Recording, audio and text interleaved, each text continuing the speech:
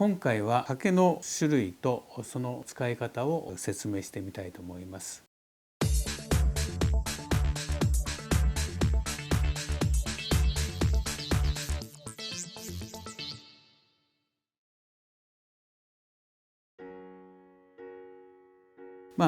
私がよく使う刷毛ですね。生徒さんにも使ってもらっている刷毛はこちらの刷毛ですね。比較的安い刷毛ですが十分使用に耐えると思います。一般的にエバ毛と呼ばれているもので、これは一般的に2寸という刷毛ですけれど6センチの刷毛ですね。比較的に使いやすい刷毛だと思います。その他こちらが3寸ですから9センチの刷毛、それから5寸15センチの刷毛になります。対策ですね。50号100号そういう絵を描こうと思われる方はこれらの刷毛を用意されるといいと思います。私の一つの工夫としまして、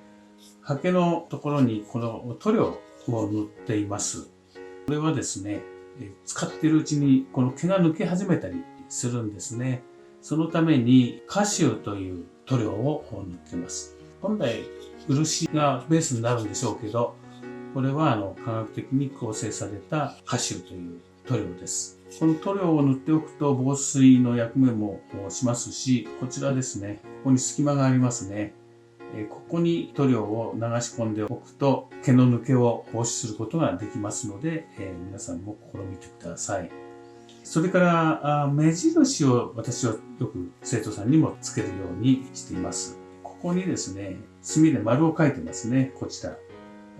ですね。こちらの方を肩ぼかしにするときには、こちらが濃いですよという目安になりますので、使ってるうちにどっちが濃く墨が入ってるか、ちょっとわからなくなる時があるんですね。そんな時にこういう目印をつけておくと、間違いなくその濃い方、薄い方を使い分けることができるようになろうかなと思います。他に同じようにこの鉛筆ですね。このような道具もありますが、含みがいいということで、使い方としては刷毛と同じように使うということになるかなと思います。これは水刷毛または動作刷毛。厳密に言えば、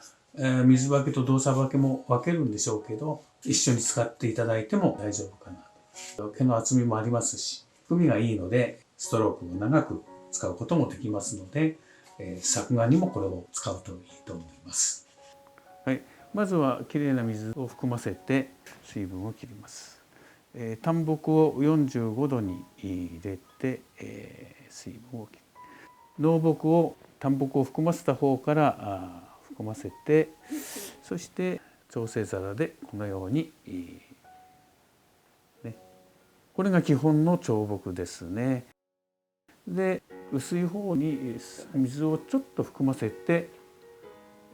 た方を上にして少しこのように持っていると水が下に降りてきます。そうすると肩ぼかしの表現になりますね。これが基本的な彫木と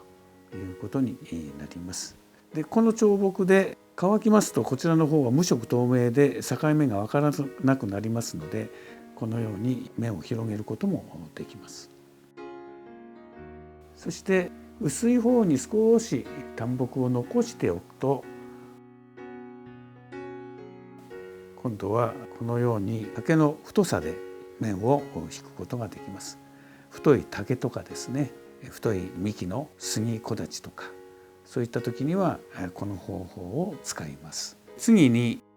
淡木の方を水を含ませて、それを上にしてちょっと時間を置きますと水が下がってきて、こちらの方が無色透明になりますので、この形が一番よく使われる彫木方法ですね。そしてこの彫木でできることは、例えば打ち寄せる波とか水の表現ですね。こういうふうな表現になります。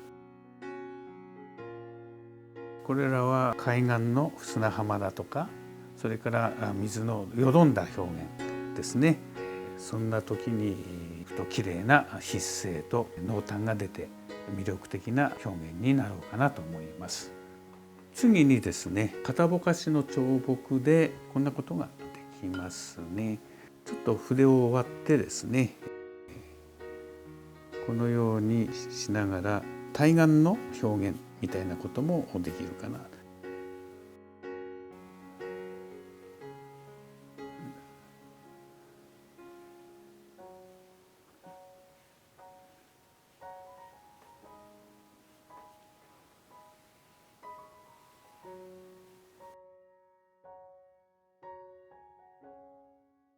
最後の方にちょっとこのように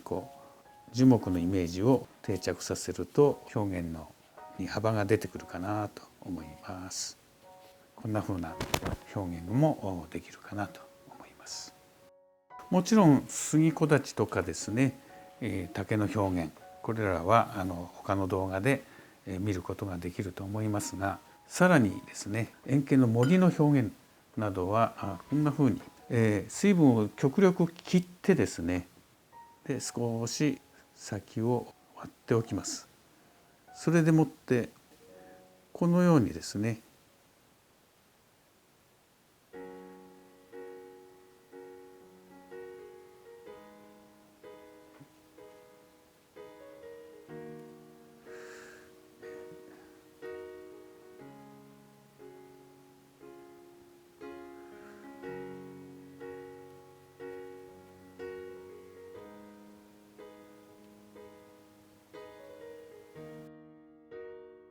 水分が少なくなってきたところで脇の方に持っていくと省略的な表現になろうかなと思います。で、いっぺんで仕上げようとせずにまた戻ってきて形を整える。すると変化のある円形の森の表現などに結びつくかなと思いますね。刷毛も縦に使いますと木の幹なんかも描けるんですね。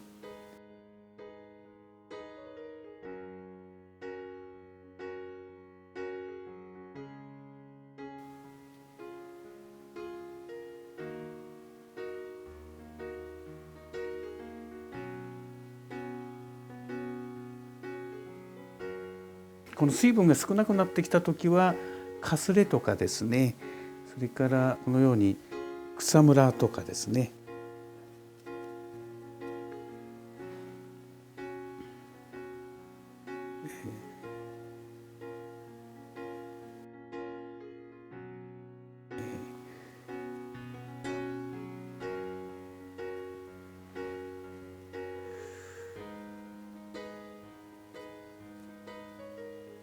もちろんこのようにやりますと道の表現なんかもできます。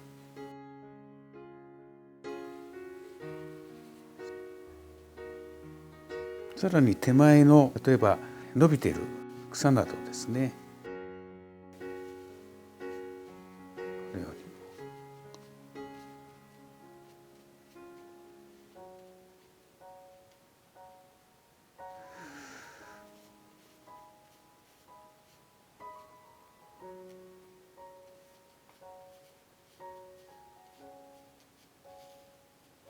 一旦を使えばちょっとした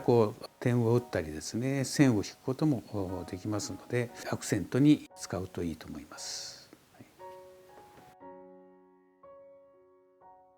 もちろんこれぼかしにも使えますので、これを乾かしてからですね、ぼかしの時は紙面を濡らすときれいにいくと思います。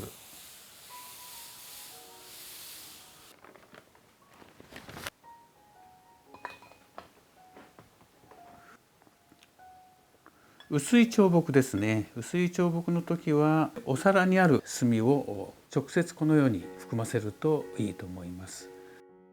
やっぱり肩ぼかしにするにはきれいな水を反対側の方に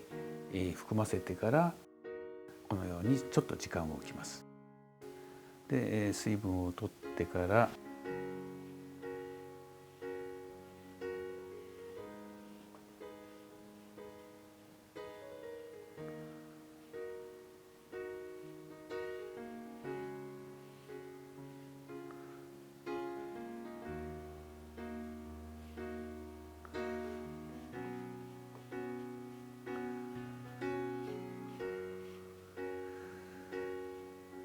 刷毛だけでこのような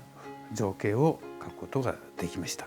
刷毛も使い方を工夫するといろいろな表現に結びつきます。特に水分がなくなってきた過程をですね、いろいろ工夫して表現してみると面白いかなと思います。皆さんも頑張ってやってみてください。